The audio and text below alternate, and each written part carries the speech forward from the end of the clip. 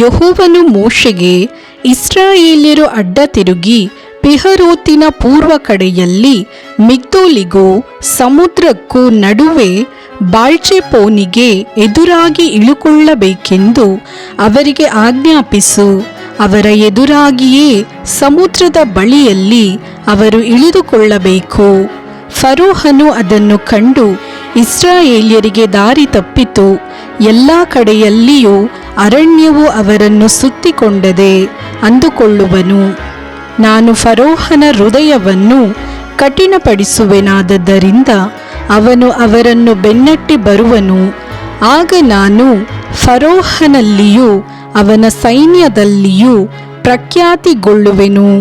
ನಾನೇ ಯೆಹೋವನೆಂಬುದು ಐಗುಪ್ತ್ಯರಿಗೆ ತಿಳಿದು ಬರುವುದು ಎಂದು ಹೇಳಿದನು. ಯೆಹೋವನು ಆಜ್ಞಾಪಿಸಿದಂತೆಯೇ ಇಸ್ರಾಯೇಲ್ಯರು ನಡೆದರು. ಇಸ್ರಾಯೇಲ್ಯರು ಓಡಿಹೋದರೆಂಬ ವರ್ತಮಾನವು ಫರೋಹನಿಗೆ ತಿಳಿದು ಬಂದಾಗ ಅವರ ವಿಷಯದಲ್ಲಿ ಫರೋಹನ ಮನಸ್ಸು ಅವನ ಪರಿವಾರದವರ ಮನಸ್ಸು ಬೇರೆಯಾಯಿತು. ಅವರು, ಇದೇನು ನಾವು ಮಾಡಿದ್ದು? ನಮಗೆ ದಾಸರಾಗಿದ್ದ ಇಸ್ರಾಯೇಲ್ಯರನ್ನು ಯಾತಕ್ಕೆ ಹೋಗಗೊಡಿಸಿದೆವು ಅಂದುಕೊಂಡರು. ಆಗ ಫರೋಹನು ತನ್ನ ರಥವನ್ನು ಸಿದ್ಧಪಡಿಸಿಕೊಂಡು ತನ್ನ ಭಟರೊಡನೆ ಹೊರಟನು.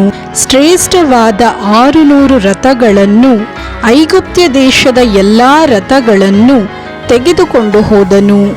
ಆ ಎಲ್ಲ ರಥಗಳಲ್ಲಿ ಭಟರಿದ್ದರು. ಯೆಹೋವನು ಐಗುಪ್ತ್ಯ ದೇಶದ ಅರಸನಾದ ಫರೋಹನ ಹೃದಯವನ್ನು ಕಠಿಣಪಡಿಸಿದ್ದರಿಂದ ಅವನು ಇಸ್ರಾಯೇಲ್ಯರನ್ನು ಬೆನ್ನಟ್ಟಿ ಹೋದನು. ಇಸ್ರಾಯೇಲ್ಯರು ಅಟ್ಟಹಾಸದಿಂದ ಹೊರಟರು. ಐಗುಪ್ತ್ಯರು ಅಂದರೆ ಫರೋಹನ ಕುದುರೆಗಳು, ರಥಗಳು, ಅವನ ರಾಹುತರು, ಸೈನ್ಯದವರೆಲ್ಲರೂ ಅವರ ಹಿಂದೆ ಹೊರಟು ಇಸ್ರಾಯೇಲ್ಯರು ಪಿಹರೋತಿನ ಹತ್ತಿರ ಬಾಳ್ಚೆಪೋನಿನ ಎದುರಾಗಿ ಸಮುದ್ರ ತೀರದಲ್ಲಿ ಇಳುಕೊಳ್ಳುವಾಗಲೇ ಅವರ ಹತ್ತಿರಕ್ಕೆ ಬಂದರು. ಫರೋಹನು ಸಮೀಪಿಸುತ್ತಿರುವಾಗ ಇಸ್ರಾಯೇಲ್ಯರು ಕಣ್ಣೆತ್ತಿ ತಮ್ಮ ಹಿಂದೆ ಹೊರಟು ಬಂದಿದ್ದ ಐಗುಪ್ತ್ಯರನ್ನು ಕಂಡು ಬಹಳ ಭಯಪಟ್ಟವರಾಗಿ ಯೆಹೋವನಿಗೆ ಮೊರೆಯಿಟ್ಟರು. ಅವರು ಮೋಶೆಗೆ, ಐಗುಪ್ತ್ಯ ದೇಶದಲ್ಲಿ ಸಮಾಧಿಗಳಿಲ್ಲವಾದದ್ದರಿಂದ ಅರಣ್ಯದಲ್ಲಿ ಸಾಯಲಿ ಎಂಬುದಾಗಿ ನಮ್ಮನ್ನು ಇಲ್ಲಿಗೆ ಕರಕೊಂಡು ಬಂದಿಯೇನು? ಯಾಕೆ ನಮಗೆ ಈ ಪ್ರಕಾರ ಮಾಡಿ ಐಗುಪ್ತ್ಯ ದೇಶದಿಂದ ಕರೆದುಕೊಂಡು ಬಂದಿ? ನಾವು ಐಗುಪ್ತ್ಯ ದೇಶದಲ್ಲಿದ್ದಾಗಲೇ ನೀನು ನಮ್ಮ ಗೊಡವೆಗೆ ಬರಬೇಡ, ನಾವು ಐಗುಪ್ತ್ಯರಿಗೆ ದಾಸರಾಗಿಯೇ ಇರುವೆವು ಎಂಬುದಾಗಿ ನಿನಗೆ ಹೇಳಲಿಲ್ಲವೇ? ನಾವು ಅರಣ್ಯದಲ್ಲಿ ಸಾಯುವುದಕ್ಕಿಂತ ಐಗುಪ್ತ್ಯರಿಗೆ ದಾಸರಾಗಿರುವುದೇ ವಾಸಿಯಲ್ಲವೇ ಎಂದು ಹೇಳಿದರು. ಆದರೆ ಮೋಶೆ ಆ ಜನರಿಗೆ, ನೀವು ಅಂಜಬೇಡಿರಿ, ಸುಮ್ಮನೆ ನಿಂತುಕೊಂಡಿದ್ದು ಯೆಹೋವನು ಈ ಹೊತ್ತು ನಿಮ್ಮನ್ನು ರಕ್ಷಿಸುವ ರೀತಿಯನ್ನು ನೋಡಿರಿ. ನೀವು ಈ ಹೊತ್ತು ನೋಡುವ ಐಗುಪ್ತ್ಯರನ್ನು ಇನ್ನು ಮುಂದೆ ಎಂದಿಗೂ ನೋಡುವುದಿಲ್ಲ. ಯೆಹೋವನೇ ನಿಮಗಾಗಿ ಯುದ್ಧ ಮಾಡುವನು, ನೀವಂತೂ ಸುಮ್ಮನೆ ಇರ್ರಿ ಎಂದು ಹೇಳಿದನು. ಆಗ ಯೆಹೋವನು ಮೋಶೆಗೆ ಹೇಳಿದ್ದೇನೆಂದರೆ, ನೀನು ನನಗೆ ಮೊರೆಯಿಡುವುದೇನು? ಮುಂದಕ್ಕೆ ಹೊರಡಬೇಕೆಂದು ಇಸ್ರಾಯೇಲ್ಯರಿಗೆ ಹೇಳು, ಮತ್ತು ನೀನು ನಿನ್ನ ಕೋಲನ್ನು ಎತ್ತಿ ಸಮುದ್ರದ ಮೇಲೆ ಕೈಚಾಚಿ ಅದನ್ನು ವಿಭಾಗಿಸು. ಆಗ ಇಸ್ರಾಯೇಲ್ಯರು ಸಮುದ್ರದ ಮಧ್ಯದಲ್ಲಿ ಒಣಗಿದ ನೆಲದ ಮೇಲೆ ನಡೆದು ಹೋಗುವರು. ನಾನಂತೂ ಐಗುಪ್ತ್ಯರ ಹೃದಯಗಳನ್ನು ಕಠಿಣಪಡಿಸುವೆನಾದ್ದರಿಂದ ಅವರು ಇವರ ಹಿಂದೆ ಸಮುದ್ರದೊಳಗೆ ಹೋಗುವರು. ಆಗ ನಾನು ಫರೋಹನಲ್ಲಿಯೂ ಅವನ ಸಮಸ್ತ ಸೈನ್ಯದಲ್ಲಿಯೂ ರಥಗಳಲ್ಲಿಯೂ ಕುದುರೆಗಳಲ್ಲಿಯೂ ಪ್ರಖ್ಯಾತಿಗೊಳ್ಳುವೆನು. ನಾನು ಫರೋಹನಲ್ಲಿಯೂ ಅವನ ರಥಗಳಲ್ಲಿಯೂ ಕುದುರೆಗಳಲ್ಲಿಯೂ ಪ್ರಖ್ಯಾತಿ ಹೊಂದಿದ ನಂತರ ನಾನು ಯೆಹೋವನು ಎಂಬುದನ್ನು ಐಗುಪ್ತ್ಯರು ತಿಳುಕೊಳ್ಳುವರು ಅಂದನು. ಆಗ ಇಸ್ರಾಯೇಲ್ಯರ ದಂಡಿನ ಮುಂದೆ ಹೋಗುತ್ತಿದ್ದ ದೇವದೂತನು ತನ್ನ ಸ್ಥಳವನ್ನು ಬಿಟ್ಟು ಅವರ ಹಿಂದಕ್ಕೆ ಬಂದನು. ಅವರ ಮುಂದಾಗಿದ್ದ ಮೇಘಸ್ತಂಭವು ಅಲ್ಲಿಂದ ಬಂದು ಅವರ ಹಿಂದೆ ನಿಂತುಕೊಂಡಿತು. ಆಗ ಮೇಘಸ್ತಂಭವು ಐಗುಪ್ತ್ಯರ ಪಾಳೆಯಕ್ಕೂ ಇಸ್ರಾಯೇಲ್ಯರ ಪಾಳೆಯಕ್ಕೂ ನಡುವೆ ಬಂದು ಐಗುಪ್ತ್ಯರಿಗೆ ಕತ್ತಲನ್ನು ಉಂಟು ಮಾಡಿದರೂ ಇಸ್ರಾಯೇಲ್ಯರಿಗೋಸ್ಕರ ರಾತ್ರಿಯನ್ನು ಬೆಳಕು ಮಾಡಿತು. ಆ ರಾತ್ರಿಯೆಲ್ಲ ಒಬ್ಬರ ಹತ್ತಿರಕ್ಕೆ ಒಬ್ಬರು ಬರಲಿಲ್ಲ.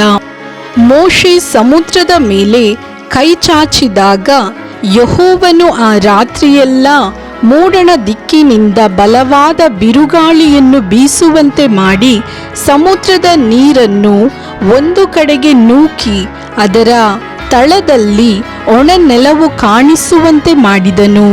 ನೀರು ವಿಭಾಗವಾಯಿತು. ಇಸ್ರಾಯೇಲ್ಯರು ಸಮುದ್ರದ ಮಧ್ಯದಲ್ಲಿ ಒಣನೆಲದಲ್ಲೇ ನಡೆದು ಹೋದರು.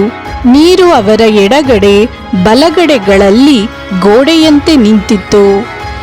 ಐಗುಪ್ತ್ಯರು ಅಂದರೆ ಫರೋಹನ ಕುದುರೆಗಳು, ರಥಗಳು, ರಾಹುತರು ಅವರನ್ನು ಬೆನ್ನಟ್ಟುವವರಾಗಿ ಅವರ ಹಿಂದೆಯೇ ಸಮುದ್ರದೊಳಗೆ ಹೋದರು.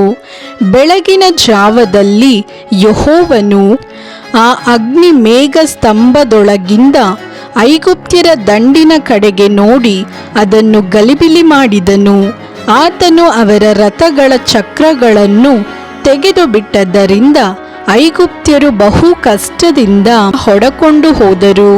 ಆಗ ಐಗುಪ್ತ್ಯರು, ನಾವು ಇಸ್ರಾಯೇಲ್ಯರ ಮುಂದೆ ನಿಲ್ಲಲಾರೆವು, ಓಡಿ ಹೋಗೋಣ, ಯೆಹೋವನು ಅವರಿಗೋಸ್ಕರ ನಮಗೆ ವಿರೋಧವಾಗಿ ಯುದ್ಧ ಮಾಡುತ್ತಾನೆ ಎಂದು ಹೇಳಿಕೊಂಡರು. ಅಷ್ಟರಲ್ಲಿ ಯೆಹೋವನು ಮೋಶೆಗೆ, ಸಮುದ್ರದ ಮೇಲೆ ನಿನ್ನ ಕೈ ಚಾಚು, ಆಗ ಅದರ ನೀರು ಮೊದಲಿನಂತೆ ಬಂದು ಐಗುಪ್ತ್ಯರನ್ನು ಅವರ ರಥಗಳನ್ನು ರಾಹುತರನ್ನು ಮುಳುಗಿಸುವುದೆಂದು ಹೇಳಿದನು. ಮೋಶೆ ಸಮುದ್ರದ ಮೇಲೆ ಕೈಚಾಚಿದನು.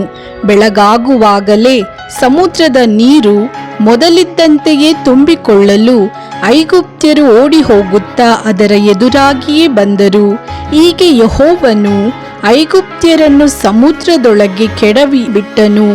ನೀರು ಮೊದಲಿನಂತೆ ಬಂದು ಆ ರಥಗಳನ್ನು ರಾಹುತರನ್ನು ಅವರ ಹಿಂದೆ ಸಮುದ್ರದೊಳಗೆ ಹೋಗಿದ್ದ ಫರೋಹನ ಸೈನ್ಯದವರೆಲ್ಲರನ್ನೂ ಮುಳುಗಿಸಿತು. ಅವರಲ್ಲಿ ಒಬ್ಬರಾದರೂ ಉಳಿಯಲಿಲ್ಲ. ಇಸ್ರಾಯೇಲ್ಯರು ಸಮುದ್ರದೊಳಗೆ ಒಣನೆಲದಲ್ಲೇ ನಡೆದು ಹೋದರು. ನೀರು ಅವರ ಎಡಗಡೆ ಬಲಗಡೆಗಳಲ್ಲಿ ಗೋಡೆಯಂತೆ ನಿಂತಿತು. ಆ ದಿನದಲ್ಲಿ ಯೆಹೋವನು ಇಸ್ರಾಯೇಲ್ಯರನ್ನು ಐಗುಪ್ತ್ಯರ ಕೈಗೆ ತಪ್ಪಿಸಿದನು.